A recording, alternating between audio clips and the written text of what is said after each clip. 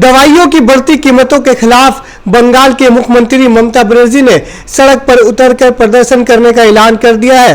आज state secretariat में press conference से खिताब करते हुए ममता बनर्जी ने कहा है कि जिस तरह से दवाइयों की कीमत बढ़ रही है उससे आम लोगों को सबसे ज्यादा दिक्कत का सामना करना पड़ रहा है, इसलिए हमने सड़क पर उतरकर प्रदर्शन करने का फैसला किया है। कैंसर और किडनी की मेडिसिन की कीमत जिस तरह से इजाफा हो रहा है उससे आम लोगों को काफी दिक्कतों का सामना करना पड़ रहा है। इन्होंने ये भी ऐलान किया है कि आने वाले 4 और 5 अप्रैल को ब्लॉक और वार्ड सतह पर यह प्रदर्शन किया जाएगा, जिसमें तमाम एनजीओ और समाजी कार्यकर्ता से शामिल होने की दरखास्त की गई है। ममता बनर्जी ने क्या कहा है, आइए सुनते हैं। ক্যান্সারের ওষুধের দাম কেউ বাড়ায় বলুন তো? যে ক্যান্সার হ্যাজ নো অ্যান্সার, একবার মানুষ যদি বিপদে পড়ে তার কি অবস্থা হয়ে যায়। আগে ব্লাড সুগারের ওষুধের দাম বাড়িয়েছে, কিডনি ডায়ালিসিসের যে ওষুধ আসে সেগুলোর দাম বাড়িয়েছে।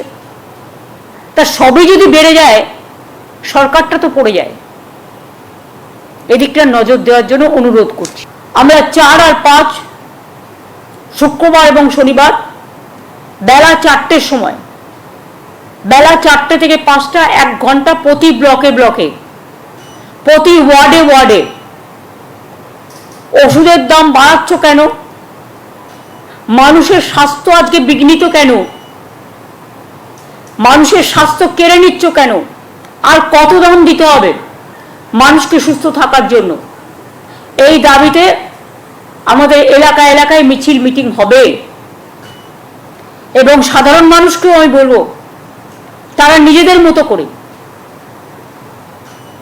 কারো এনজিও থাকতে পারে, কারো স্কুল থাকতে পারে, কারো ক্লাব থাকতে পারে, তারাও এটাকে প্রতিবাদ করুন। যদি না করেন আগামী দিন মনে রাখবেন রোগী অসুস্থ হলেও সেন্ট্রাল গভর্নমেন্টের এই একতরফা স্বৈরাচারী সিদ্ধান্তে স্বাস্থ্য কিন্তু বিপাকে পড়ে যাবে।